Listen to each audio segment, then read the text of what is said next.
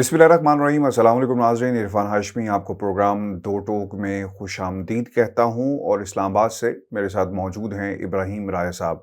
राय साहब अस्सलाम वालेकुम। वालेकुम अस्सलाम। राय साहब, 4 खबरों पर आज तफसील से हम बात करेंगे। पहली खबर, हमजा शरीफ को उड़ाने का फैसला और अहम 5 नकात क्या हैं सुप्रीम कोर्ट ऑफ पाकिस्तान के, इस पर तफसील से बात करेंगे। और फिर रेड जोन से चीफ जस्टिस ऑफ पाकिस्तान पर हमला हुआ, ये शख्सियत कौन थी जिसने हमला किया, इसका भी पर्दा चाक करेंगे। और फिर एक बड़ी कारोबारी शख्सियत ने राब्ता किया और पैगाम पहुंचाया गया है इमरान खान को। मुल्क के अंदर आइंदा इंतखाबात के हवाले से क्या पैगाम था, इसकी हकीकत से भी पर्दा उठाएंगे। और फिर कोर कमांडर कॉन्फ्रेंस GHQ में अंदरूनी कहानी भी अपने सुनने वालों के हम सामने रखेंगे। लेकिन राय साहब, सबसे पहले प्रोग्राम को शुरू करने से पहले अपने तमाम सुनने वालों को हम बताते चलें कि आज से हम अपनी जो राब्ता है अपने व्यूअर्स के साथ इसे बहाल कर रहे हैं। और एक मोबाइल नंबर इस वक्त व्हाट्सएप नंबर हमारी स्क्रीन के ऊपर भी मौजूद है। आप अपना पैगाम भेज सकते हैं, अपना सवाल भेज सकते हैं ऑडियो वीडियो की शक्ल के अंदर। उसे हम इंशाल्लाह प्रोग्राम में ज़रूर जो है वो शामिल करेंगे। इस वक्त आप देख भी रहे होंगे और नंबर है 00447408777043, जिस पर आप अपना पैगाम भेज सकते हैं। हैविंग सेड दैट, राय साहब, सबसे पहले आज जो ऑब्जर्वेशंस आई, जो अहम निकात थे, पहले मैं आपके सामने ये रख देता हूँ। और सुप्रीम कोर्ट ऑफ पाकिस्तान ने जो आज ऑब्जर्वेशंस दी, इसमें जस्टिस मुनीब अख्तर ये कहते हैं कि 18वीं तरमीम के बाद पार्टी लीडर को पार्लिमानी पार्टी से बदल दिया गया। डिप्टी स्पीकर ने सुप्रीम कोर्ट के फैसले के कौन से हिस्से पर इन्हिसार किया, ये इस्तफसार किया गया था जस्टिस एजाजुल हसन की तरफ से। और फिर ये भी कहा गया कि पार्लिमानी पार्टी का इख्तियार नज़रअंदाज नहीं किया जा सकता, जो सवाल उठाया गया। और फिर ये भी कहा गया कि सीनियर पार्लिमानी लीडर ने सदाती रेफरेंस के दौरान पार्टियों में आमरीत की शिकायत की थी। चीफ जस्टिस उमर अता बंदयाल की तरफ से ये ऑब्जर्वेशन सामने आई। और फिर डिप्टी स्पीकर ने हमारे अदालती फैसले से आगे बढ़कर रूलिंग दी, ये कहना था जस्टिस एजाजुल एहसन का। और राय साहब, फिर डिप्टी स्पीकर के हवाले से जस्टिस मुनीब अख्तर ने ये कहा कि अरकान को बताया कि चौधरी शुजात का ख़त मौसूल हो चुका है। और उन्होंने वो ख़त जो था वो अपने पास से निकाल कर अरकान के सामने रखा। जस्टिस मुनीब अख्तर ने जब ये इस्तफसार किया कि क्या डिप्टी स्पीकर ने अरकान को बताया कि चौधरी शुजात का ख़त मौसूल हो चुका है, हाँ या ना में जवाब दें, जिस पर वकील मंसूर ऐवान ने कहा कि ये मामला चौधरी शुजात के वकील सलाहुद्दीन पर मैं छोड़ता हूँ। और फिर ये भी हुआ कि ये ख्याल किया जाए कि डिप्टी स्पीकर ने गलती की तो सही क्या होगा, और चौधरी शुजात का ख़त कब अरकान तक पहुँचा, ये अहम सवालात उठाए गए हैं सुप्रीम कोर्ट ऑफ पाकिस्तान की तरफ से। और फिर जो बुनियादी सवाल रखा गया था कि फुल कोर्ट बनाया जाए, आज जब समाअत दोबारा शुरू होगी तो ये सवाल उठाया जाएगा कि रूलिंग सही है या गलत। लेकिन कल के फैसले में राय साहब हमने देखा कि जो दरख्वास्त की गई थी, बल्कि दरख्वास्त नहीं एक धमकी कहेंगे, सुप्रीम कोर्ट को दी गई, उसे अदालत ने किसी भी प्रेशर में आए बगैर उसे रद्द कर दिया, मानने से इनकार कर दिया और तमाम दरख्वास्तों को मुस्तरद कर दिया। हाशमी साहब, पहले तो मैं आपसे ये इख्तलाफ करूंगा कि सुप्रीम कोर्ट ने और चीफ जस्टिस ने कोई दबाव नहीं लिया, और इस तरह का तासुर कुछ और भी हलकों ने ये दिया कि सुप्रीम कोर्ट और चीफ जस्टिस डट गए। हाशमी साहब, चीफ जस्टिस को जिस तरीके से धमकाया गया था और सुप्रीम कोर्ट के 3 जज साहिबान को, असल में उन्होंने इसका दबाव लिया है। वो इस दबाव को जिस तरीके से एक चीफ जस्टिस को बर्दाश्त करना चाहिए, उस तरीके से इस दबाव को बर्दाश्त नहीं किया गया। उसकी वजह ये हाशमी साहब कि आज यानी मंगल से पहले ये पीर को फैसला आ जाना चाहिए था। ये फैसला कोई तहरीक इंसाफ या चौधरी परवेज लाई सुप्रीम कोर्ट में या चीफ जस्टिस के सामने कोई भीख मांगने नहीं गए थे। ये एक ओपन एंड शट केस था जिसके ऊपर मुल्क के तमाम आईनी और कानूनी माहिरीन, ये पहली मर्तबा हुआ कि जिनका ताल्लुक नून लीग से हो, जिनका ताल्लुक पीपल्स पार्टी से हो, जिनका ताल्लुक तहरीक इंसाफ से हो, ये पहली मर्तबा हुआ कि वो सब मुत्तफिक थे कि ये जो केस है ये सुप्रीम कोर्ट में 1 घंटा भी नहीं ठहर सकता। لیکن اس کے باوجود ہم نے دیکھا کہ جس وقت پی ڈی ایم نے پریس کانفرنس کی، جس وقت سپریم کورٹ بار کے 5 سابق صدور کے ذریعے خطوط بھجوائے گئے چیف جسٹس کو دھمکانے کے لیے، اور پھر پی ڈی ایم کے رہنما جس طریقے سے سپریم کورٹ پہنچے، تو اس کے بعد ہم نے دیکھا کہ چیف جسٹس کے کچھ اس قسم کے ریمارکس آئے جس سے ایسے لگ رہا تھا کہ وہ پی ڈی ایم کے اس ایگریسو لب و لہجے کا کوئی معذرت خانہ قسم کا جواب دے رہے ہیں. یعنی اگر چیف جسٹس نے اور سپریم کورٹ نے اس کا پریشر نہ لیا ہوتا تو یہ منڈے کو فیصلہ آ جاتا. پھر جو وقفہ لیا گیا تھا سماعت کے دوران کہ ہم سوچ کے فیصلہ کرتے ہیں کہ فل کورٹ بنانا چاہیے یا نہیں بنانا چاہیے، اب یہ وقفہ بھی بہت ہی ایک غیر معمولی عمل تھا ہاشمی صاحب، ایک ایسی صورتحال میں کہ جب مریم نواز نے براہ راست چیف جسٹس پر الزامات لگائے، جسٹس اعجاز الاحسن کے اوپر الزامات لگائے ہیرنگ سے پہلے. یعنی یہ بہت ہی اہم بات ہے کہ ہیرنگ سے پہلے پریس کانفرنس میں اس قسم کے الزامات لگانا، اس سے ظاہر ہوتا ہے کہ یہ سماعت کے اوپر اثر انداز ہونا چاہتے تھے. یہ چاہتے تھے کہ ہمارے دھونس کی وجہ سے، ہماری دھمکیوں کی وجہ سے چیف جسٹس آج کے دن میں اس کا فیصلہ نہ کریں. تو چیف جسٹس نے جو یہ ریمارکس دیے کہ اب ہم مشاورت سے فیصلہ کریں گے کہ فل کورٹ بنانا ہے یا نہیں بنانا، میں سمجھتا ہوں کہ اس قسم کے ریمارکس آنے کے بجائے اسی وقت چیف جسٹس کو مریم نواز کو بلانا چاہیے تھا اور ان سے پوچھنا چاہیے تھا کہ بی بی آپ تو عدالت سے سزا یافتہ ہیں، آپ عدالت سے نااہل ہیں، آپ کس طرح سے بیٹھ کر یہاں پر یہ کہہ رہی ہیں کہ چیف جسٹس اپنا ترازو ٹھیک کریں. آپ اس طرح کے الفاظ استعمال کر رہی ہیں کہ یہاں پر ایک جج جو ہے وہ پی ٹی آئی کے ساتھ ملا ہوا ہے، حالانکہ یہ جو جج ہیں جسٹس اعجاز الاحسن یہ اس بینچ کا بھی حصہ تھے جس نے قاسم سوری کی رولنگ کو مسترد کر دیا تھا.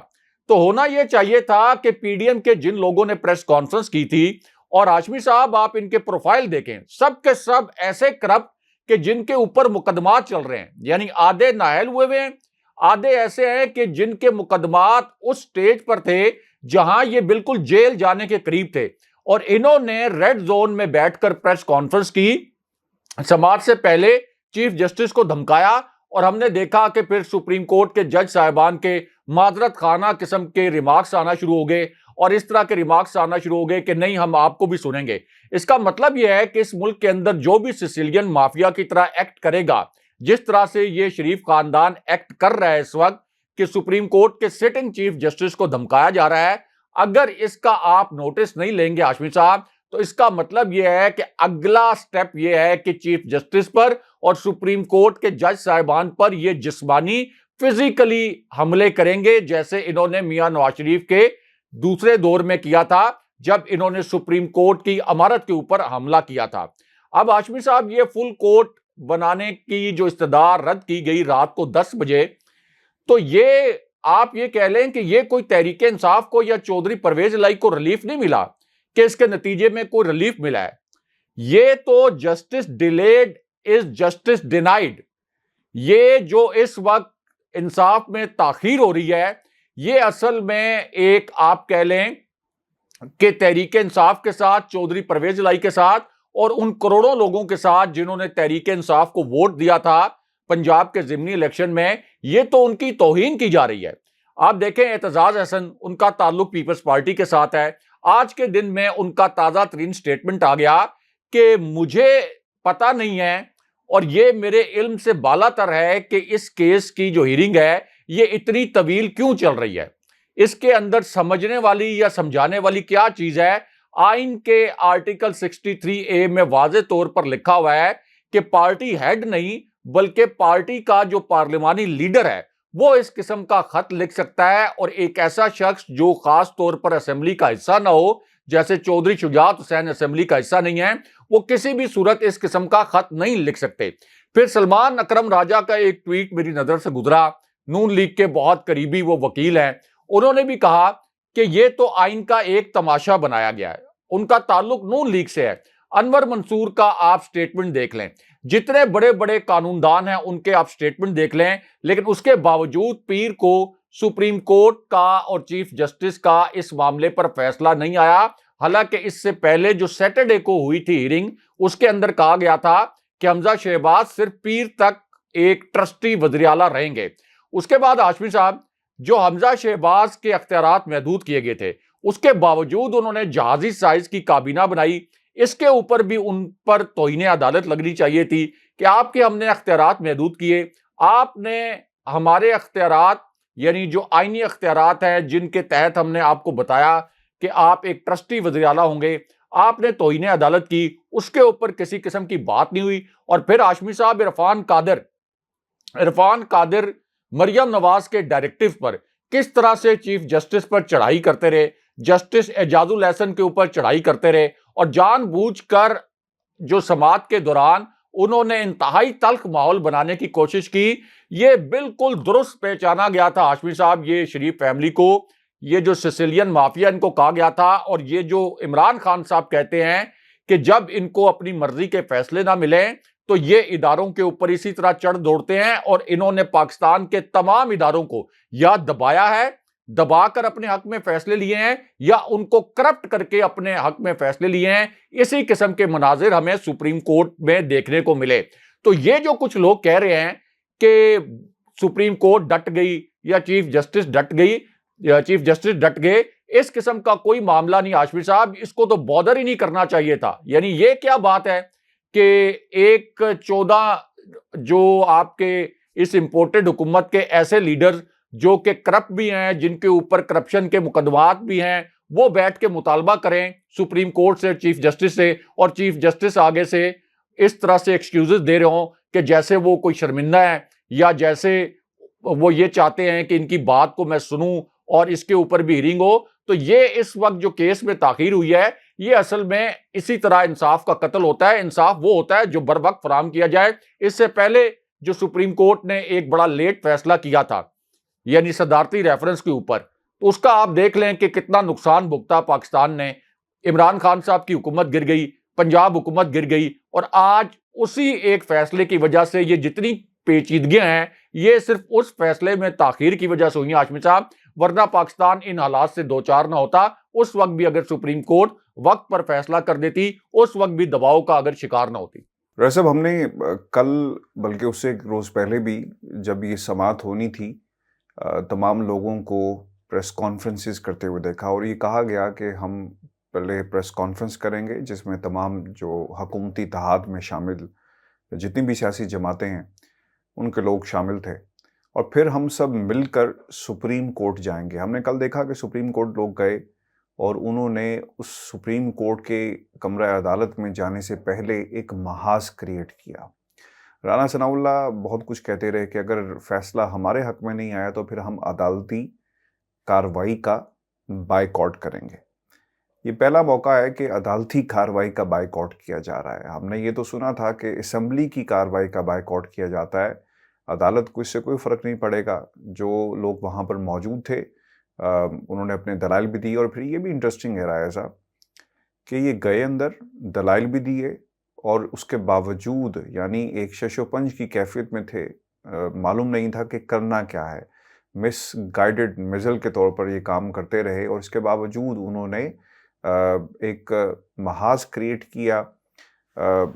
اور اس کا سب سے بڑا جو ہم نے ایکشن دیکھا ہے وہ مریم نواز کی طرف سے کیا گیا۔ مریم نواز یہ کہتی رہی کہ ترازو ٹھیک ہوگا تو سب کچھ صحیح ہو جائے گا، ترازو کو ٹھیک ہونا بہت ضروری ہے۔ رائے صاحب، یہ شخصیات جس نے ریڈ زون میں بیٹھ کر حملہ کیا، ایک تو پہلے ہمیں یہ بتائیں یہ کون کون ہے اور ان کا تعلق کس جماعت کے ساتھ ہے، اور یہ کس طرح کا حملہ تھا؟ دیکھیں ہاشمی صاحب، ایک تو مریم نواز نے یہ الفاظ بولے کہ میں عدلیہ کے فیصلوں پر ایک ایسے لکھ سکتی ہوں، ایک مضمون لکھ سکتی ہوں کہ کس طریقے سے ہمارے خلاف فیصلے آئے۔ سب سے پہلے تو مریم نواز سے یہ سوال کیا جانا چاہیے کہ مریم نواز صاحبہ، آپ نے جو سپریم کورٹ سے فراڈ کیے، آپ نے جو جعلی قطری خط جمع کرایا سپریم کورٹ میں، جعلی ایک ٹرسٹ ڈیڈ جو جمع کرائی، جو ایک جعلی فونٹ سے بنی ہوئی ڈیڈ آپ نے جمع کرائی سپریم کورٹ میں، تو آپ کے جو سپریم کورٹ سے فراڈ ہیں اس کے اوپر ایک مضمون نہیں بلکہ ایسی کتابیں لکھی جانی چاہیے کہ جن میں ایسے لوگ جنہوں نے عدالتوں سے فراڈ کرنا ہو ان کو پڑھایا جائے کہ کس طریقے سے عدالتوں کو آپ ڈسیو کرنے کی کوشش کر سکتے ہیں. بلکہ ایسی اگر کوئی یونیورسٹی ہو, کوئی کالج ہو, تو مریم نواز کو اس یونیورسٹی کا وائس چانسلر ہونا چاہیے. یعنی جس قسم کی دھوکہ بازی مریم نواز نے کی ہے سپریم کورٹ سے, اب وہ یہ کہہ رہی ہیں چیف جسٹس کو مخاطب کرتے ہوئے کہ میں آپ کے عدل و انصاف کے پیمانے پر ایک ایسے لکھ سکتی ہوں. یعنی جو ایک سپریم کورٹ کا فیصلہ ہو, کسی عدالت کا فیصلہ ہو, جب وہ فیصلہ آ جاتا ہے, وہ فیصلہ آنے کے بعد تو عوامی ملکیت ہوتا ہے, اس کے مختلف پہلوؤں پر آپ بحث کر سکتے ہیں, اس کے اوپر آپ تنقید بھی کر سکتے ہیں, اس کی تعریف بھی کر سکتے ہیں. لیکن ایک کیس جس کا براہ راست آپ سے تعلق ہے, جس میں یہ ثابت ہو چکا, اور چیف جسٹس نے سماعت کے دوران ہاشمی صاحب 17 مرتبہ یہ پوچھا, کم سے کم 17 مرتبہ یہ پوچھا کہ جو ہمارا فیصلہ تھا جس کو دوست محمد مزاری نے کوٹ کیا ڈپٹی سپیکر نے کاف لیگ کے ووٹ مسترد کرنے کے لیے, وہ بتائیں کہ ہمارے فیصلے کے اندر کہاں پہ لکھا ہوا ہے. 17 مرتبہ انہوں نے کہا کہ ہم نے فیصلے میں کہاں لکھا کہ پارٹی ہیڈ اس قسم کا خط لکھ سکتا ہے, ہم نے تو ایسا کسی جگہ نہیں لکھا. لیکن 17 کے 17 مرتبہ پوری جو پی ڈی ایم کے وہاں پہ وکلاء کی ٹیم تھی, جو حمزہ شہباز کے وکیل تھے, جو ڈپٹی سپیکر کے وکیل تھے, ایک مرتبہ بھی انہوں نے اس کا جواب نہیں دیا. اب ہاشمی صاحب جب ان کا فل کورٹ بنانے کی استدعا مسترد ہو گئی, یعنی ان کو یہ تو پتہ چل گیا کہ آدھی کامیابی تو ہم نے حاصل کر لی کہ پیر کے دن ہم نے حمزہ شہباز کی وزارت اعلیٰ برقرار رکھ لی, ہم حمزہ شہباز کی وزارت اعلیٰ کچھ ٹائم کے لیے اور برقرار رکھنے میں کامیاب ہو گئے. لیکن یہ فل کورٹ کی جو ہماری استدعا تھی یہ مسترد ہو گئی, تو اس کے بعد یہ پھر ریڈ زون میں اکٹھے ہوئے پرائم منسٹر ہاؤس میں. ہاشمی صاحب اب آپ اندازہ کریں کہ مریم نواز کس کیپیسٹی میں جا سکتی ہیں پرائم منسٹر ہاؤس میں. یہ ملک کبھی کبھی ایسا لگتا ہے ہاشمی صاحب, یہ جس قسم کی ناانصافی اور جس طرح سے عوام کو جان بوجھ کر تیش دلایا جاتا ہے, یہ شریف خاندان, زرداری خاندان, خاص طور پر مریم نواز اور شریف خاندان کی جانب سے, کبھی کبھی ایسا لگتا ہے کہ یہ ملک سری لنکا جیسے حالات ڈیزرو کرتا ہے. ایسا لگتا ہے کہ یہ ملک مستحق ہے کہ یہاں پہ سری لنکا جیسے حالات پیدا ہو جائیں. یعنی مریم نواز جو عدالت سے نااہل ہیں, جو عدالت سے سزا یافتہ ہیں, وہ پرائم منسٹر ہاؤس میں جا کر 22 کروڑ لوگوں کو ٹیز کرتی ہیں کہ دیکھیں میں عدالت سے نااہل ہوں, میری ایک مجرم کی حیثیت ہے, عدالتی فیصلوں کے مطابق میں یہاں بیٹھ کر پرائم منسٹر ہاؤس میں بیٹھ کر یہاں سے جو 1 کلومیٹر دور بلڈنگ ہے سپریم کورٹ کی, اس کے اوپر حملے کر رہی ہوں. اور یہ جتنے حملے ہاشمی صاحب, اس کی جو ماسٹر مائنڈ ہیں یہ اس وقت مریم نواز ہیں, کیونکہ ان کو اصل میں جو دکھ ہے, جو اندر تکلیف ہے, وہ یہ ہے کہ ساری کیمپین ضمنی الیکشن کی میں نے چلائی تھی, ایک ہوا بنایا ہوا تھا کہ مریم نواز بہت بڑی لیڈر ہیں, بڑی کراؤڈ پلر ہیں, تو شہباز شریف کا جو کیمپ ہے اس نے یہ پوری شکست کی ذمہ داری مریم نواز پر ڈال دی. اور سب کو پتا ہے کہ اس شکست کی ایک بڑی ذمہ داری مریم نواز پر بھی ہے. یعنی خان صاحب کا تو بیانیہ تھا ہی تھا, لیکن مریم نواز سے بھی لوگ اب جس طرح سے آپ یہ کہہ لیں کہ ان کی باتوں کے اوپر غم و غصے کا اظہار کرتے ہیں, یہ بھی ایک وجہ تھی. تو مریم نواز کی اب چونکہ امیج گرا, مریم نواز کے متعلق یہ بھی پتا چل گیا کہ ان کا نام نہاد ووٹ کو عزت دو کا جو بیانیہ تھا یہ انہوں نے دفن کر دیا, تو اب وہ فرنٹ فٹ پر آ کے دوبارہ سے سیاست میں ریلیونٹ ہونا چاہتی ہیں. اور ان کی جرت آپ دیکھیں ہاشمی صاحب کہ پاکستان کس قسم کا ملک ہے. یہ ایک ناکام ریاست کی نشانی ہوتی ہے ہاشمی صاحب کہ ایک مجرم بیٹھا ہو اور وہ سپریم کورٹ کے چیف جسٹس کو ڈکٹیٹ کرنے کی کوشش کر رہا ہو اور دھمکا رہا ہو کہ آپ نے اس طرح کا فیصلہ دیا تو ہم مان لیں گے, ہمارے خلاف فیصلہ دیا تو ہم نہیں مانیں گے. اگرچہ قانون اور آئین کے تحت جتنے اس وقت آئینی ماہرین ہیں وہ یہ کہہ رہے ہیں کہ حمزہ شہباز کی وزارت اعلیٰ کسی بھی صورت قائم نہیں رکھی جا سکتی, اور چیف جسٹس نے تو یہاں تک کہا کہ 186 ووٹ لینے والے کو آپ نے اٹھا کے باہر پھینک دیا, یعنی چودھری پرویز الہی کو. 179 ووٹ لینے والے حمزہ شہباز کو آپ نے وزیر اعلیٰ بنا دیا. اب کس قانون کے تحت اور کس آئین کے تحت ہم یہ فیصلہ کریں کہ حمزہ شہباز کی وزارت اعلیٰ برقرار رہے گی؟ پھر ہاشمی صاحب فضل الرحمان, یعنی فضل الرحمان کا بھی اتنا خوف ہے ہاشمی صاحب اس ریاست کے اوپر, یہ ریاست فضل الرحمان سے بلیک میل ہوتی ہے. فضل الرحمان ایک ایسے کریکٹر ہیں ہماری سیاست کے کہ جو قومی اسمبلی کی سیٹ نہیں جیت سکے, یعنی یہ ان کی کل ملا کر سیاسی حیثیت ہے. لیکن چونکہ وہ مذہب کارڈ استعمال کرتے ہیں، چونکہ مدارس کے بچوں کو استعمال کرتے ہیں، ہماری پوری ریاست، ہماری پوری فوج، ہمارے تمام ریاستی ادارے، ہماری پوری سپریم کورٹ ان کے آگے ڈھیر ہو جاتی ہے. آپ فضل الرحمان سے کو پوچھے آپ کا کیا تعلق ہے پنجاب کے ضمنی انتخاب سے؟ آپ کس حیثیت میں پریس کانفرنس کر کے چیف جسٹس پر حملے کر رہے ہیں؟ آپ کا پنجاب کی وزارت اعلیٰ سے کیا تعلق ہے؟ آپ کی تو ایک سیٹ بھی نہیں ہے پورے پنجاب میں، نہ آپ وہاں سے کوئی سیٹ جیت سکتے ہیں. تو پھر آپ یہاں پر بیگانے کی شادی میں عبداللہ دیوانہ آپ یہاں پر کیا کر رہے ہیں؟ لیکن فضل الرحمان کے ذریعے بھی آپ یہ کہہ لیں کہ ایک رینٹل جو ان کا رول ہوتا ہے کہ جب بھی پی ڈی ایم مشکل میں ہو فضل الرحمان صاحب کو ایک رینٹل رول دے کے ان سے دھمکیاں دلوائی جاتی ہیں، جی ایچ کیو کو بھی، سپریم کورٹ کو بھی. پھر ان کے ذریعے یہ کہلوایا گیا، یعنی جب یہ فل کورٹ کی استدعا مسترد ہوئی تو ان کے ذریعے کہلوایا گیا کہ ہم ان ججوں کے فیصلے نہیں مانتے، یہ 3 جج ایسے ہیں جو کہ بینچ فکسنگ کر رہے ہیں. ہاشمی صاحب، مریم نواز کہتی ہیں جیسے میچ فکسنگ ہوتی ہے، یہ بینچ فکسنگ کر رہے ہیں. اس قسم کے الزامات کبھی پاکستان کی تاریخ میں کسی سٹنگ چیف جسٹس پر کسی ایسے شخص نے بھی نہیں لگائے جس کے اوپر کرپشن کا کوئی مقدمہ نہ ہو. یعنی جو ایک صاف شفاف کردار کا مالک ہو اس نے بھی کبھی اس قسم کے الزامات نہیں لگائے. اور یہاں پر پورا کا پورا کرپٹ ٹولہ، خاص طور پر مریم نواز، انہوں نے کہا کہ یہ بینچ فکسنگ ہو رہی ہے. تو اس سے آپ اندازہ لگا لیں کہ اس وقت کس طریقے سے یہ پورا ملک مافیاز کے انڈر ہے. مافیاز اس کو رن کر رہے ہیں اور اس طرح سے رن کر رہے ہیں کہ جیسے یہ مافیاز کی اپنی ایک سلطنت ہوتی ہے، ایک انڈر ورلڈ ہوتا ہے، اس طریقے سے یہ ایکٹ کر رہے ہیں. اور اب یہاں پہ ان کو اگر کوئی قوت روک سکتی ہے ہاشمی صاحب، یہ سپریم کورٹ چیف جسٹس جو ہے اور سپریم کورٹ کے جج صاحبان، ہم نے دیکھا ہے کہ یہ دباؤ لے لیتے ہیں. ان کے ریمارک سے بھی ظاہر ہوا ہے یہاں پہ صرف اور صرف اگر کوئی قوت ان کو روک سکتی ہے اس لا قانونیت میں تو وہ ہماری اسٹیبلشمنٹ تھی، کیونکہ یہ صرف طاقت کے زور پر ہی کوئی بات مان سکتے ہیں. ادروائز یہ قانون اور آئین کو تو کچھ نہیں سمجھتے، اس کی دھجیاں یہ اڑاتے ہیں. اور اب یہ ریاستی اداروں کی ذمہ داری ہے ہاشمی صاحب کہ اس لا قانونیت کو روکیں، ورنہ عوام کا جو غم و غصہ ہے وہ اشتعال میں بدل رہا ہے اور سری لنکا جیسے حالات دور نہیں ہیں. بالکل خان صاحب ٹھیک کہتے ہیں کہ اب وہ وقت دور نہیں ہے کہ اگر اس مافیا نے اسی قسم کی لا قانونیت کی تو پھر پاکستان سری لنکا بن کر رہے گا. رائے صاحب، اب بھی ایک دعویٰ کیا جا رہا ہے، اور دعویٰ نہیں بلکہ رابطہ ہوا ہے ایک کاروباری شخصیت کی طرف سے، اور جسے ایک سیاسی جماعت نے بھیجا ہے.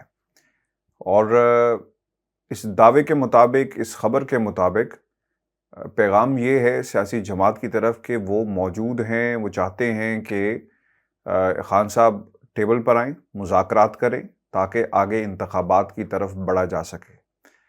اور یہ دعویٰ ایسے وقت میں سامنے آیا جب سپریم کورٹ آف پاکستان میں کیس کی ہیئرنگ ہو رہی ہے. خان صاحب بار بار کہہ رہے ہیں کہ ہمیں صاف اور شفاف الیکشن کی طرف جانا چاہیے، اور پھر دوسری طرف جو سافٹ مداخلت کی بات بھی، اس قسم کی خبریں بھی ہم نے پاکستان کے سیاسی منظرنامے پر ابھرتی ہوئی دیکھی ہیں. رائے صاحب، ایک تو یہ بھی ہمیں بتائیں تھوڑی سی اس کی تفصیل، اور پھر اس کا جو امپیکٹ پڑے گا، کیا ریلائزیشن پائی جاتی ہے اب اس سیاسی جماعت کے اندر بھی کہ جناب اب بہت ہو گیا، اب ہمیں نہ کسی اور سیاسی جماعت کا، نہ کسی پی ڈی ایم کے پلیٹ فارم کا اعلی کار بننا چاہیے، بلکہ ہمیں اپنی سیاست پر اب غور کرنا چاہیے، دھیان دینا چاہیے. بہت ہو گیا مشکل فیصلے، اب الیکشن ہی اس ملک کو اور اس جماعت کو خصوصی طور پر اس بحران سے نکال سکتا ہے. جی رائے صاحب. دیکھیں ہاشمی صاحب، یہ اصل میں پی ٹی آئی کا مومنٹم توڑنے کی کوشش ہے. یہ جو اس قسم کے اب پیغامات آ رہے ہیں، یعنی کاروباری شخصیات کو استعمال کرتے ہوئے، تو نون لیگ کے اوپر بالکل ٹرسٹ نہیں کیا جا سکتا. یہ ایک ایسی جماعت ہے جس کے اوپر جی ایچ کیو، پاکستان کے ریاستی ذمہ داران اور کوئی بھی، یعنی ان کے اپنے جو سیاسی اتحادی ہیں اس وقت، یہ بھی ٹرسٹ کرنے کے لیے تیار نہیں ہیں. کیونکہ خورشید شاہ سے میں نے ایک مرتبہ ان کا جب انٹرویو کیا بطور صحافی، تو انہوں نے بڑا گلہ کیا، اور خورشید شاہ نے مجھے بتایا کہ یہ جو آصف علی زرداری نے بیان دیا تھا کہ میں جرنیلوں کی اینٹ سے اینٹ بجا دوں گا، یہ میاں نواز شریف کی مشاورت سے دیا تھا، اور میاں نواز شریف نے اگلے دن لنچ طے کیا ہوا تھا آصف علی زرداری کے ساتھ. تو ان دونوں کے درمیان مشاورت ہوئی. اس کے بعد آصف علی زرداری نے کہا کہ میں لسٹ نکالوں گا اور جرنیلوں کی اینٹ سے اینٹ بجا دوں گا. تو خورشید شاہ نے مجھے آن کیمرہ، جب میں دنیا ٹی وی کا بیورو چیف تھا، تو مجھے آن کیمرہ خورشید شاہ نے بتایا کہ اس کے بعد یہ جو لنچ پہلے سے طے تھا، جب انہوں نے دیکھا کہ فوج کا رد عمل آیا ہے، تو اس کے بعد آصف علی زرداری کے ساتھ میاں نواز شریف نے لنچ منسوخ کر دیا اور آصف علی زرداری کو باہر جانا پڑا. تو خورشید شاہ نے بھی اس وقت یہ الفاظ بولے میرے ساتھ انٹرویو میں کہ نون لیگ جب مشکل حالات میں ہوتی ہے تو یہ ہمارے پیر پڑ جاتی ہے، اور جب ان کے حالات ٹھیک ہوتے ہیں تو پھر یہ ہمارے گلے پڑ جاتی ہے. اور انہوں نے کہا کہ یہ بالعموم ان کا رویہ ہے ہر کسی کے ساتھ. تو ہاشمی صاحب، اس وقت چونکہ نون لیگ مشکل میں ہے، اس وجہ سے یہ ایک فسانے گھڑے جا رہے ہیں کہ کاروباری شخصیات کے ذریعے عمران خان صاحب کو انگیج کیا جائے. یعنی یہ پیغام تو پہنچایا گیا ہوگا جیسے شہباز گل کہتے ہیں، لیکن ہاشمی صاحب یہ جو ڈسیپشن ہے اور یہ جو ٹریپ ہے، اس کے اندر تحریک انصاف کو نہیں آنا چاہیے. اس وقت اگلے الیکشن کے لیے جو قوت گارنٹی دے سکتی ہے، اب آپ اس کو ایک تلخ حقیقت سمجھیں، آپ ایک ایسی حقیقت سمجھیں جو کہ پاکستان جیسے ممالک میں سب سے بڑی حقیقت ہوتی ہے کہ اسٹیبلشمنٹ اس وقت ایک ایسی قوت ہے جو اگلے الیکشن کے لیے ایک سالڈ گارنٹی دے سکتی ہے. نون لیگ نے اس سے پہلے جی ایچ کیو کی ثالثی میں ہونے والے مذاکرات میں 19 جون کو قومی اسمبلی توڑنے کا وعدہ کیا تھا، لیکن اس کے بعد یہ اپنے وعدے سے مکر گئے اور یہ بہانہ بنا لیا کہ ہم نے اس لیے اسمبلی نہیں توڑی کہ عمران خان صاحب نے لانگ مارچ کا اعلان کر دیا تھا، اور اگر ہم اسمبلی توڑتے تو پھر یہ ہماری ایک سیاسی شکست سے تعبیر ہوتا یہ پورا معاملہ. تو یہ اس قسم کے جو پیغامات ہیں، یہ اصل میں پی ٹی آئی کو انگیج کرنے کے لیے، اس کا ٹیمپو توڑنے کے لیے بھجوائے جا رہے ہیں. ادھر بالکل بھی پی ٹی آئی کو اپنی انرجی ضائع نہیں کرنی چاہیے. پورا جو پی ٹی آئی کا اس وقت مومنٹم بنا ہوا ہے، اس کا سیاسی فائدہ اٹھانا چاہیے. اور جس قسم کا ایک پریشر کریٹ کیا ہے، ایک تو عمران خان صاحب کے مقبول عام بیانیے کی وجہ سے، ایک ان کی کرزمیٹک پرسنالٹی کی وجہ سے، ایک ان کے دور میں جس طرح سے پاکستان نے ترقی کی، عام لوگوں کو ریلیف ملا. اس کے بعد شہباز شریف کی حکومت میں 3 مہینے میں جیسے معیشت دیوالیہ ہونے کے قریب پہنچی، اور ان کی کرپشن کی وجہ سے عوام جو ان سے بددل ہیں اور جو مہنگائی کا انہوں نے قہر نازل کیا. تو یہ جو تمام فیکٹرز ہیں، یہ اس وقت عمران خان صاحب کے حق میں جاتے ہیں، اور مذاکرات کرنا، ٹیبل پر آنا، عمران خان صاحب سے ریکویسٹ کرنا کہ حالات کو انتشار کی جانب نہ جانے دیں، یہ تمام آپشنز اس وقت عمران خان صاحب کے ہاتھ میں ہیں. اب عمران خان صاحب نے فیصلہ کرنا ہے کہ انہوں نے اپنے کارڈز جو ہیں وہ کس طریقے سے کھیل رہے ہیں. نون لیگ اس وقت کارنر سے لگ چکی ہے.